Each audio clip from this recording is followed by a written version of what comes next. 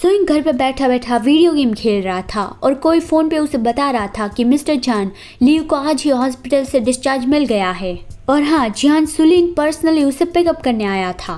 पता नहीं उन दोनों के बीच में क्या चल रहा है, लेकिन वो दोनों एक दूसरे से फाइट कर रहे थे। सुइंग को कोई भी फर्क नहीं पड़ा। उसने कहा कि छोड़ो भी उन दोनों को, कौन जाने वो दोनों बस दिखाने के लिए फाइट कर रहे होंगे। और वो सोचता है कि शायद मैं काफी बार उन लोगों की चाल में फंस चुका हूँ, इसलिए अभी वो दोनों जो कुछ भी करते हैं मैं उस बात को लेकर सस्पिशियस ही महसूस करता हूँ। वो लोग जो कुछ भी करते हैं मुझे ऐसा ही फील होता है कि इनके पीछे कुछ ना कुछ तो चाल होगी ही। फिर 15 दिनों के बाद शाओलिन ने पैसे और कॉन्ट्रैक्ट रेडी कर लिया होगा, तो फिर सुइंग उसे मिलने चला गया। सुइंग शाओलिन के सेक्रेटरी से बात कर रहा था कि मुझे कॉन्ट्रैक्ट दिखाओ। वो शाओलिन की ओर देख भी नहीं रहा था। तो फिर शाओलिन ने वो कॉन्ट्रैक्ट सेक्रेटरी के पास से छीन लिया कि मैं ये हैंडल करूंगा, और उसने खुद ही वो पेपर सुइंग को थमाए। सुइंग एक के बाद एक सारे पेपर चेक करने लगा और शाओलिन वहाँ पे चुपचाप खड़ा था। फिर उसने कॉन्ट्रैक्ट साइन कर दिया और अपनी सेक्रेटरी को बता दिया कि सेक्रेटरी लियांग तुम उसके लोगों के साथ बैंक में जाओ।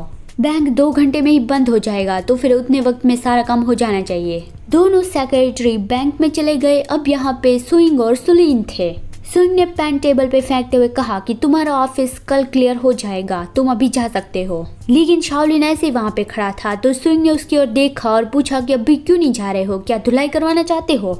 शाओलिन के फेस पर सीरियस एक्सप्रेशन थे और वो मन में यही सोच रहा था कि आप सच में मेरे भाई हो। अभी आप पूरी तरह से फेल हो गए हो, लेकिन फिर भी आप कितना ज्यादा कॉन्फिडेंटली बर्ताव कर रहे हो। आपको सच में अंडर एस्टिमेट बिल्कुल भी नहीं करना चाहिए। और उसने कहा कि अब हम दूसरे घर में रहने चले गए हैं। सुइंग ने कहा कि हाँ, मैं वो देखने आ जाऊंगा। तुम और वो औरत जिस रूम में रहते थे मैं उस रूम को भी चेंज कर दूंगा। शाओलिन ये कह रहा था कि भाई मैं जानता हूँ कि आप मुझसे हेट करते हो, लेकिन मैं पर सुइंग ने उसकी बात काटते हुए कहा कि मैं तुमसे हेट करता हूँ। तुम खुद को इतना ज्यादा महान क्यों समझ रहे हो कि तुम मेरी नफरत के काबिल हो। और वो फोन पे जैनिटर के साथ बात करने लगा कि ऑफिस में सब कुछ सारा पैक करना शुरू कर दो। और उसने शाओलिन से जो कहा था वो शाओलिन को बिल्कुल भी अच्छा नहीं लगा कि मैं उसकी नफरत के भी काबिल नहीं हूँ।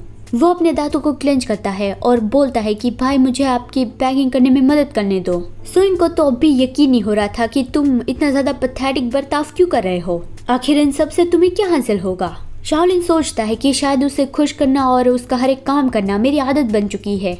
मैं जानता हूँ कि अभी ये सब कुछ पॉइंटलेस है, लेकिन फिर भी मैं खुद को रोक क्यों नहीं पा रहा हूँ।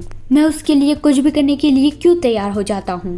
सुइंग ने भी उसे यही कहा कि तुम मेरे आगे बेवकूफ बनने का नाटक करते थे, तो क्या अब तुम्हें उसकी आदत बन चुकी है कि तुम खुद को रोक नहीं पा रहे हो। अब तो तुम बिग बॉस बन गए हो, तो फिर तुम अब भी ऐसा क्यों बर्ताव कर रहे हो। शाओलिन ने कहा कि हाँ, शायद मैं खुद को बदल नहीं पा रहा हूँ। सुइंग ने बिना उसकी ओर देखे दरवाजे की ओर पॉइंट करते हुए कहा कि निकल जाओ यहाँ से।